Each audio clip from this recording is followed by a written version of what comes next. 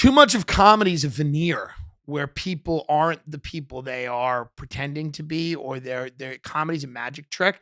And you kind of get the idea now that, oh, if this guy wasn't telling those jokes, he'd be like miserable and I don't want to hang out with him. And he actually wouldn't say anything interesting. So I don't want that person. Well, and it's also a lot of I don't know anything, so I'm just broadly generalizing. There's some notion where some comedians are pandering to the audience because likability is considered a strong factor in stand-up comedy. But I like how you also, I see this with Andrew or with Chris Stefano, Yeah. where you're able to take a strong frame with the audience. You're able to tell the audience to shut up, or you're able to Yeah. say, But that's because they like us. I will be honest with you. That is because they love us. That's because we are likable.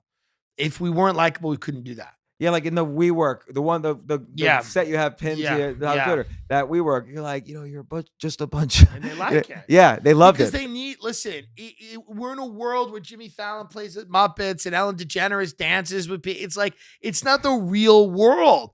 None of this is real. Seth Meyers is goofing around. Like, like Henry Kissinger, Miss Piggy, and Jimmy Fallon are playing footsie. None of this is real. And people know that. They go, what's going on? Because there's that world. And then there's a world of like school shooting, opioid crisis, Detroit's fallen. Like all of these things that are happening that aren't reflected in any meaningful way in pop culture. And, so that when somebody just fucking goes off and calls it out or say, like, people are like, oh, yeah, okay, that's.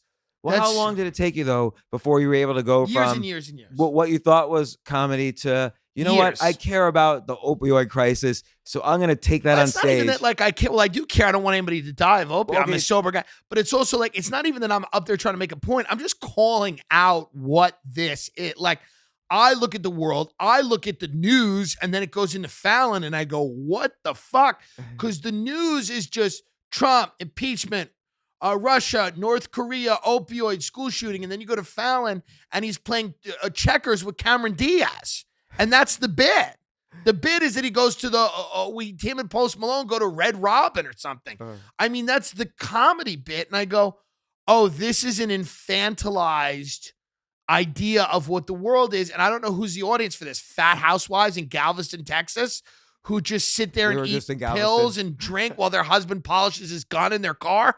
I don't know, but I don't understand who is enjoying this and who this is for. I guess it's for people that don't want to like open their eyes at all to anything ever. I don't get it. I don't even think it's funny. So right, so you would take these things that were obvious to you. Then what was the evolution? And this, I promise we'll close this down soon. What was the evolution to turn that into something funny on stage? Because that's not so easy to take a viewpoint. I think the evolution was the first time I did something like that was I was at the Grizzly Pear, which used to have open mics. And there was a Monday open mic that was really, really great. And I think I got there late. I was working in Staten Island. I was telemarketing. I was selling photocopiers over the phone. And Was that the Comedy Mob open mic? I used to do Comedy Mob. No, it was something called Kinnison's Wake, and it was a lot of people have done it, but Stefano used to do it. But then also people, I don't know where they are now. I got up and I just started ranting and raving about how much I hated my job and my life, and how the Staten Island ferry was the worst place in the whole city, and so was Staten Island, and and I know that because the boat to get there was free, and I just started going off on this toxic kind of and it was just doing really well. And it was just hitting with people because it wasn't like tightly scripted jokes. It was just kind of this idea of like, everything sucks and here's why. And from there, I just started going, oh, that's kind of what people want from me, is raw. And obviously raw in a sense where it's organized because they want you to be funny and consistent, but they want that raw, like, this is fucked and here's why. Did you have a sense like, I need to insert the funny in here, or did you just have this confidence that, okay, I'm gonna be raw and I know it'll be funny? It just started killing immediately.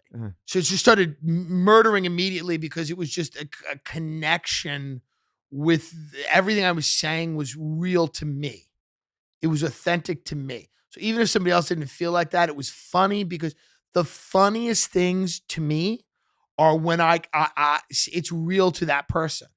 and that Yeah. person's bringing you into their life with what they say, even if you're like, that doesn't make sense, or I don't agree with that, or why was my office party rant funny? It was funny to people that had never gone to a Christmas party, that had never. I've messages from people that go, I've never worked in anything like that, and I don't know why I laughed. I don't know why I identified with that. I've never even been to anything. I've never even been to Long Island.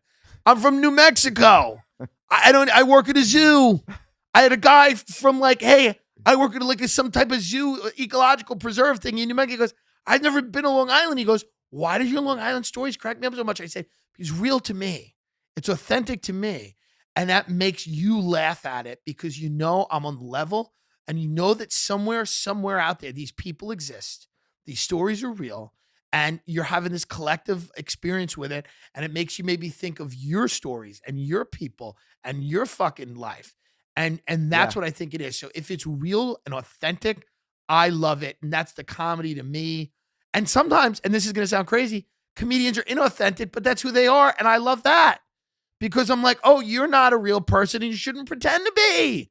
You're a sociopath who's collected thoughts and ideas, and you have no experiences, and you sleep in a pod every night waiting to and that's fine. Be that. To me, it's like the authenticity of, if it's real to me and funny and crazy, it's going to make somebody laugh. All right. Well, Tim Dillon, the host of the Tim Dillon podcast, such a great podcast. Dillon Show. Thank you. Tim Dillon Show. Thank you for coming. Thank this you is for to coming. my apartment. You can keep it. We'll leave. The 2 episodes on Joe Rogan. It's only 2 episodes on Joe Rogan, right? 2 so far. 1250, 1390, something yeah, like that. Yeah, they're both great. Yeah, they are both great. Catch your stand-up. I'm looking forward to your Carolines in March, but you're all up and down. Thank you so much. Tim J. Dillon, Dillon on Instagram and Twitter. Get my socials up so that Gary can know who I am, and we can. I almost wrote Gary and told him to come over here today, but does he live here? Yeah, he lives in New Jersey, but he hangs out in New York. Interesting. So after this, and I actually, I don't think he knows who I am. I think he does. Maybe. I would wonder.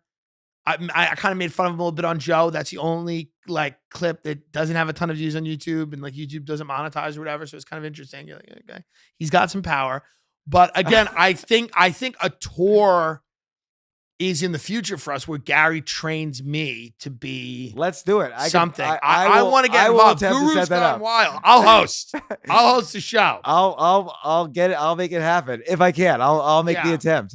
Yeah. So, well, thank you for having me. Yeah. Thanks for coming on. Will you come on again? Come on again. Anytime. Excellent. Great. Thanks, Tim.